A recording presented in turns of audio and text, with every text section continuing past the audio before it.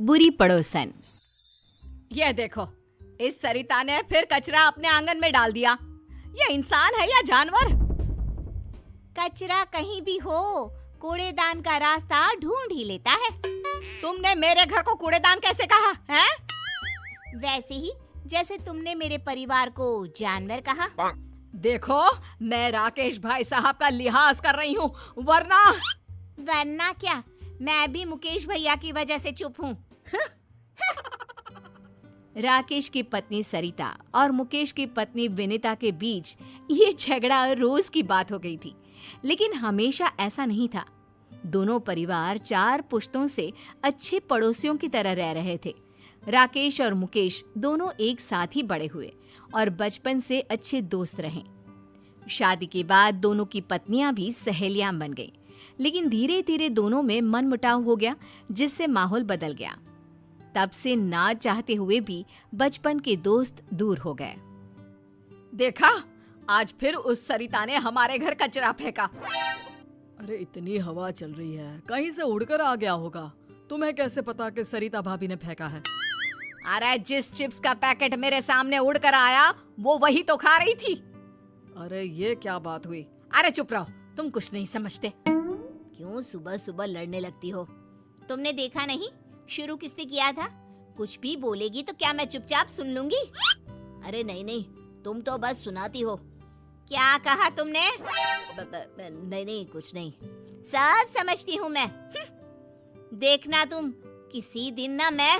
अरे अब बस भी करो ना भगवान, तुमसे तो बात करना ही बेकार है। एक तरफ दोनों पड़ोसनों को एक दूसरे से नफरत थी, वहीं दूसरी तरफ अपने पापा की तरह रोहित और ईशा भी अच्छे दोस्त थे। दोनों कॉलेज में साथ पढ़ते थे। सॉरी, आज मम्मी ने सुबह सुबह झगड़ा किया। अरे तुम क्यों सॉरी कह रही हो? ये तो रोज का है। कभी विनीता आंटी लड़ाई शुरू करती है तो कभी मम्मी, और फंस हम गए। हम और हमारे पापा बेचारे बचपन के दोस्त आपस में बात भी नहीं कर पाते। चलो अब घर आने में है, तुम आगे जाओ। अगर मम्मी या आंटी ने हमें साथ देख लिया ना तो हमारा कॉलेज जाना भी बंद हो जाएगा। सही कहा, चलो बाय, कल यहीं मिलते हैं। Okay bye. रोहित और ईशा की तरह मुकेश और राकेश भी छुप कर मिलते थे। सुबह छत पर दोनों मिलकर अपने दुख बांट लेते थे। कैसे हो भाई? बस ठीक ही हूँ, तुम सुनाओ, ऑफिस में सब ठीक?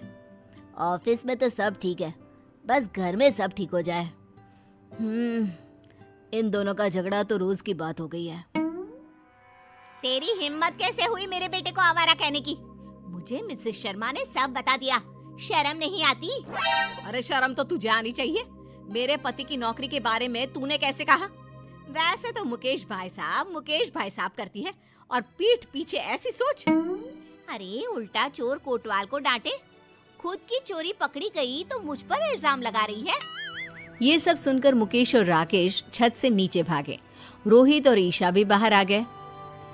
आज के बाद मेरी और मेरे घर वालों की बात भी की ना तो मुझसे बुरा कोई नहीं होगा। अरे तुझसे बुरा तो कोई है भी नहीं, और मुझे क्या पड़ी है तेरे घर वालों से? भाड़ में जाए मेरी बला से। दोनों गुस्से से आग बबूला होती अपने अपने घर चली जाती है और बचा हुआ गुस्सा घर वालों पर निकालने लगती है। तुम्हें क्या हो जाता है बार बार? अरे होगा तो अब कान खोल के सुन लो। आज के बाद अगर गलती से भी राकेश भाई साहब से बात करते दिखे ना तो तुम्हारी खैर नहीं। लेकिन माँ। अरे तू चुप कर, तुझे भी वो रोहित से बात करने की कोई जरूरत नहीं है। याद रखना, मुझसे बुरा कोई नहीं होगा। देख लिया तुमने अपनी भाभी के तेवर? आज से सारे रिश्ते खत्म। अब अगर छत पर तुमने मुकेश भैया से बात की तो। अरे तुम्हें कैसे पता कि हम छत पर मिलते हैं? तुमने क्या मुझे बेवकूफ समझा है? अगर तुमने मुकेश भैया से बात की तो मैं मायके चली जाऊंगी। अरे क्या माँ, जरा सी बात में। तू भी सुन ले हीरो, अगर कॉलेज में ईशा के साथ बात की तो अपनी माँ को भूल जाना। सरिता और विनीता के रोज रोज के झगड़ों को खत्म करने के लिए रोहित और ईशा ने प्लान बनाया और चुपके से राकेश और मुकेश को कॉलेज के कैंटीन में मिलने बुलाया। अरे बच्चों, हमें यहाँ क्यों बुलाया? हाँ, अगर तुम्हारी मम्मियों को पता चल गया तो हम चारों की चटनी बना देंगी वो। पापा, मुकेश अंकल, हमने मम्मी और आंटी के झगड़े को खत्म करने का प्लान बनाया है। कैसा प्लान? देखिए, मम्मी और आंटी दोनों दिल की बुरी नहीं है। दोनों के झगड़े का कारण थोड़ी गलतफहमियां और बाकी चुगलियां हैं। आपने सुना नहीं था? मम्मी को विनीता आंटी और विनीता आंटी को मम्मी के खिलाफ वो शर्मा आंटी ने ही तो भड़काया था। हाँ, विनीता तो बल्कि रोहित की हमेशा तारीफ करती है। कहती है इतना समझदार लड़का है, पढ़ाई में भी अव्वल है। सही कह रहे हो। सरिता भी तुम्हें अपना भाई मानती है, वो क्यों किसी से तुम्हारी बुराई करने लगी? बस पापा, इसीलिए हम चाहते हैं कि दोनों को एक दूसरे की अच्छाई का पता चले और झगड़ा भूलकर दोनों में दोस्ती हो जाए। ऐसा प्लान है। कल मम्मी मार्केट जाने वाली है और विनीता आंटी मंदिर, तभी सही मौका है। अरे लेकिन करोगे क्या? यहाँ आइए। दोनों बच्चों ने राकेश और मुकेश को प्लान सुनाया। लेकिन बेटा, कोई गड़बड़ तो नहीं होगी ना? डोंट वरी अंकल, हमने अपने दोस्तों के साथ मिलकर प्लान बना लिया है। सुनो जी, कल मंदिर जा रही हूँ मैं। अब ठीक है, आराम से जाना। हेलो रोहित बेटा, तुम्हारी आंटी निकल गई है। All the best. सुनो जी, पैसे दे दो, मैं मार्केट जा रही हूँ। अब हाँ, टेबल पर रखे हैं और मैंने सामान की लिस्ट भी बनाई है, वो भी लेते जाना। बेटी ईशा, तुम्हारी आंटी निकल गई है, जरा ध्यान से। जैसे ही विनीता मंदिर से बाहर आई, उसने देखा कि वहाँ भीड़ लगी है और लड़ाई हो रही है। उस लड़ाई में उसे एक जानी पहचानी आवाज सुनाई दी। वो तुरंत पास गई। आंटी आ रही है, चलो नाटक शुरू करो। अरे पैसे तो देने ही पड़ेंगे, तुम्हारी वजह से हमें चोट आई। देखो, एक तो तुम रॉन्ग साइड आ रहे थे, ऊपर से एक बाइक पर 3 सवार। स्पीड तुम्हारी ज्यादा थी और इल्जाम मुझ पर। गलती किसी की भी हो, पैसे तू ही देगा। और ना दूं तो आज मार मार के तेरी हड्डियां तोड़ देंगे और तेरी ये बाइक भी। देखो, मैं पुलिस को बुलाऊंगा। तीनों लड़के रोहित के साथ धक्का मुक्की करने लगते हैं। ये देखकर विनीता बीच झगड़े में कूद पड़ी। बंद करो ये, तुम्हारी हिम्मत कैसे हुई इसे हाथ लगाने की? मैडम, आप बीच में मत आओ, इसकी वजह से हमारी गाड़ी टूट गई, अब हम इसको तोड़ेंगे। मैं इसे अच्छे से जानती हूँ, ये कभी गलती नहीं करता। गलती तुम्हारी होगी। अब भागो यहाँ से, वरना पुलिस को मैं बुलाती हूँ। नहीं, पुलिस नहीं। अरे भागो यहाँ से। थैंक यू आंटी, आपने बचा लिया। अरे बेटा, तू मेरे बेटे जैसा ही तो है। तुझे चोट तो नहीं आई ना? नहीं, मैं ठीक हूँ। आप जो वक्त पर आ गई। अरे बस भी कर।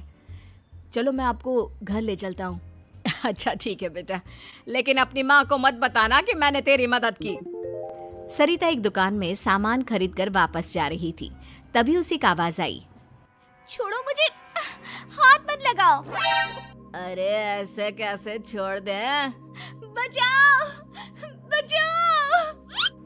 सरिता ने देखा कि ईशा को कुछ गुंडे छेड़ रहे हैं। आंटी ने देख लिया? हाँ, तो एक्टिंग शुरू करो। आज अकेली मिली है, अब बच के कहाँ जाएगी? ये सब देखकर सरिता ईशा को बचाने के लिए दौड़ी और अपनी चप्पल निकालकर उन्हें पीटने लगी। अरे कम बख्तो, रुको जरा, बताती हूँ तुमको। ये ले। अरे बाप रे, भागो यहाँ से। अरे रुको, अभी तुम्हारी अकल ठिकाने लगाती हूँ। भागते कहाँ हो? रुको। जाने दीजिए आंटी, वो भाग गए। थैंक यू, आपने मुझे बचा लिया। अरे मेरी बच्ची, तुम ठीक तो हो? मैं ठीक हूँ आंटी, आप जो आ गई। वो तो भाग गए, वरना मेरी फूल सी बच्ची को छेड़ने वालों की तो टांगे तोड़ देती मैं। चलो आंटी, घर चलते हैं। बेटा, तू अकेले कॉलेज मत आया जाया कर, रोहित के साथ ही रहा कर। जी आंटी जी। और अपनी माँ को मत बताना। सब कुछ प्लान के मुताबिक चल रहा था और प्लान के हिसाब से सरिता और ईशा, रोहित और विनीता एक साथ घर पहुंचे। राकेश और मुकेश भी बाहर ही खड़े थे। अरे रोहित, तुम इसके साथ? ईशा, तो इसके साथ कहाँ से आ गई? तब रोहित और ईशा ने अपनी अपनी मम्मियों को बताया कि कैसे आंटी ने उनकी मदद की। सारी बातें सुनकर दोनों की आंखों में आंसू आ गए। सरिता, थैंक यू, तुमने मेरी बेटी को बचा लिया। मैं तुम्हारा एहसान जिंदगी भर नहीं भूलूंगी। एहसान कैसे बहन, ईशा मेरी बेटी जैसी है और तुमने भी तो रोहित को बचा लिया। अरे कैसे नहीं बचाती, हमारे घर के लड़के को कोई ऐसे ही हाथ लगा लेगा क्या? मुझे माफ कर दो विनीता, मैंने तुम्हें गलत समझा। अरे गलती तो मेरी थी बहन, मुझे माफ कर दो। देखा सरिता, दिल की बुरी ना तुम हो ना विनीता, दोनों ने आज एक दूसरे के बच्चों की मदद की। हाँ, और तुम्हारी लड़ाई का कारण था गलतफहमी और वो मिसेस शर्मा की चुगली। हाँ, अगर हमने बाहर वालों की बातें मानने के बजाय आपस में शांति से बात की होती तो कभी लड़ाई ना होती। हाँ, अब से हम कभी नहीं लड़ेंगे। आखिर पहला सगा पड़ोसी ही तो होता है। उस दिन से दोनों में दोस्ती हो गई। अब मंदिर हो या मार्केट, दोनों साथ साथ जाती। राकेश और मुकेश भी खुलकर मिलते। सुबह की चाय दोनों आंगन में साथ बैठकर पीते। रोहित और ईशा भी कॉलेज साथ आते जाते। दोनों परिवारों में प्यार और खुशहाली फिर से लौट आई।